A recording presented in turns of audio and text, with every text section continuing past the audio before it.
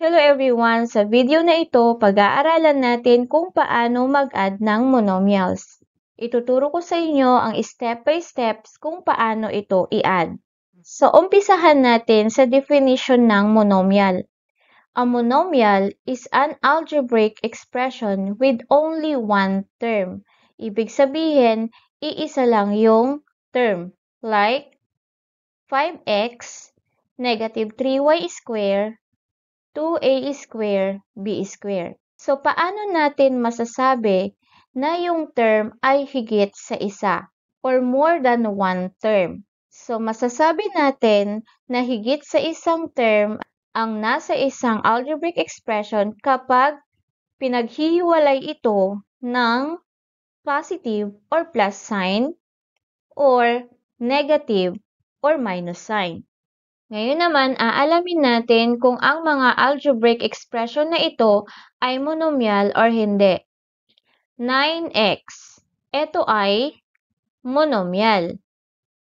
Kasi meron lang siyang isang term. Next, 3x plus 2. Monomial or not? So, based doon sa definition, meron siyang plus sign na pumapagitna sa dalawang term. Dahil meron na siyang plus sign, meron tayong 3x, one term, and another term, 2. So, therefore, meron tayong dalawang terms. So, hindi na ito monomial. 5x squared. So, 5x squared is monomial. Wala siyang sign na positive or negative. Kaya ito ay monomial. Nag-iisa lang ang term. Next, 2x squared y. A monomial or not? 2x squared y is a monomial kasi walang nagsiseparate or walang naghihiwalay sa kanila na sign na positive or negative.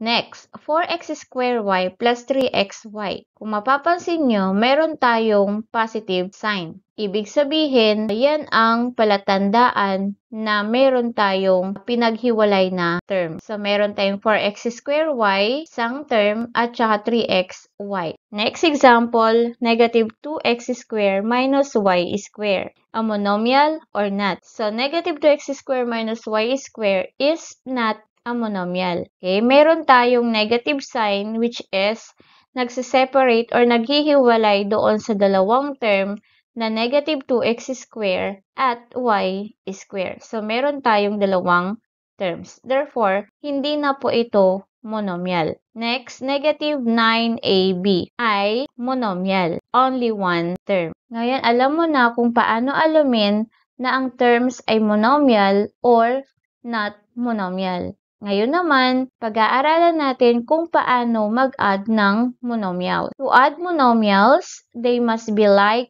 terms, meaning they have the same variables and exponent.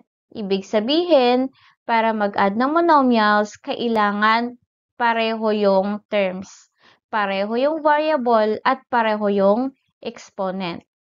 Halimbawa, 5x, 3x, negative 2x, x, negative 4x. Ito ay like terms dahil pare-pareho sila ng variable na x. Next, another example. 2x squared, negative x squared, negative 5x squared, plus 8x squared. Ito ay like terms kasi pare-pareho sila ng variable na x at exponent na 2. Another example, negative 3x squared y, x squared y, 6x squared y. Ito ay like terms kasi pareho silang may variable na x which is ang exponent ay 2 at y. Again, pag sinabi nating like terms, pareho ang variable at ang exponent. So, ito yung mga steps to add monomials. Example number 1. 3x plus 5x. Ang unang step is to check if the monomials are like terms or same variable. So, titingnan muna natin kung yung terms ay like terms or pareho ang variable. So, pareho silang may variable na x. Therefore, pwede natin i-add. Next step, add the coefficients, which is yung number na nasa unahan. Okay, yung 3 at saka 5. So, we add 3 plus 5. 3 plus 5 equals 8. Next is copy the same variable. So, ang same variable natin ay x.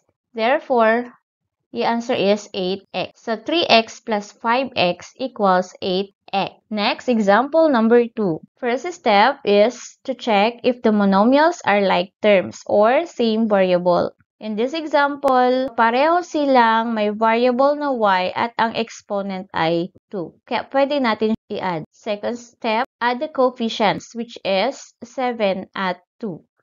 Therefore, we have 7 plus 2 equals 9.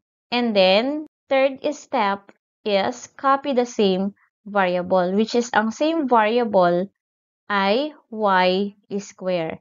Therefore, the answer is 9y square. Example number 3. 4xy plus 3xy equals, again, first step, check if the monomials are like terms or same variable. Pareho ba sila ng variable?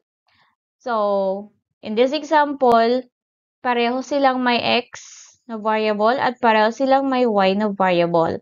Okay, so pwede natin i-add kasi like terms ang dalawang monomial. Next, add the coefficients, which is 4 and 3. So, 4 plus 3 equals 7. And then the next step is copy the same variable. Kukopyahin natin yung parehong variable, which is x, y. So, the final answer is 7xy. Okay, example number 3. Negative 7x squared plus 2xy squared. Again, check natin kung pareho yung kanilang terms or same ang kanilang variable. So, meron tayong variable na x, same, and y square, same. Therefore, like terms ang dalawang monomial. Dahil pareho sila ng variable at ng exponent. So, pwede nating i-add. So, add the coefficients. Negative 7 plus 2. Ang rule ng addition is kapag magkaiba ang sign, ang gagawin natin ay isusubtract. So, 7 minus 2 equals 5. And then, kopyahin natin yung sign ng mas mataas na number, which is negative. So, the answer is negative 5. Next step, copy the same variable. So, ang variable natin dito ay xy square and xy squared. Therefore, ang final answer natin ay negative 5xy squared. Okay, example number 4. 8ab plus negative 2ab. Again, check natin kung like terms or same ang variable. So, 8, ang variable is ab. Ang negative 2 variable is ab. Therefore, like terms ang dalawang monomial, kaya pwede nating i-add. Number 2, add the coefficients, which is 8 at saka negative 2. So, 8 plus negative 2. Again, pag nag-a-add tayo ng integers, kapag magkaiba ang sign, ay isusubtract. So, 8 minus 2. And then, kukopyahin natin yung sign ng mas mataas na number, which is positive 8. Therefore, 8 plus negative 2, ang sagot ay 6. The next, step number 3, copy the same variable. Kukopyahin lang natin yung variable ng 8ab at ng variable ng negative 2ab, which is AB. So, final answer natin ay 6AB. Example number 5, 2x plus 3x squared. Again, check natin kung ang monomials are like terms or pareho ang variables. Sa example na to, we have 2x plus 3x squared. Okay, so sa unang term, isa lang yung x, walang exponent. While sa pangalawang term, meron tayong dalawang exponent. Same ang variable pero magkaiba ang exponent. So kung ganito yung case, hindi po siya like terms. Okay, hindi po siya same variable at ng exponent. Therefore, hindi natin siya po pwedeng i-add kasi magkaiba ang kanilang variable at saka exponent. So cannot be combined. So, ang rule natin is, you can only combine terms if they have the same variable and same exponent. Again, mako-combine lang natin ang terms kapag pareho yung variable at pareho ang exponent. So, important to remember, You cannot add monomials with different variables or different exponent. Hindi natin mai-add ang monomials kapag magkaiba ang variable at exponent. Example, 2x plus 8y. Ang variable ni 2x ay x, ang variable ng second term ay y. Therefore, hindi natin siya pwedeng i-combine or i-add. 2x plus 8x. So, pareho sila ng variable na x. Therefore, pwede natin siyang i-add. So, 2x plus 8x equals 10x. 6x squared plus 8y squared. Hindi natin pwedeng i-add kasi magkaiba ang variable, x at saka y. 6y squared plus 8y squared. So, pwede nating i-add kasi pareho sila ng variable na y at parehong exponent. So, the answer is 14y squared. Okay, so that's all for now and thank you for watching.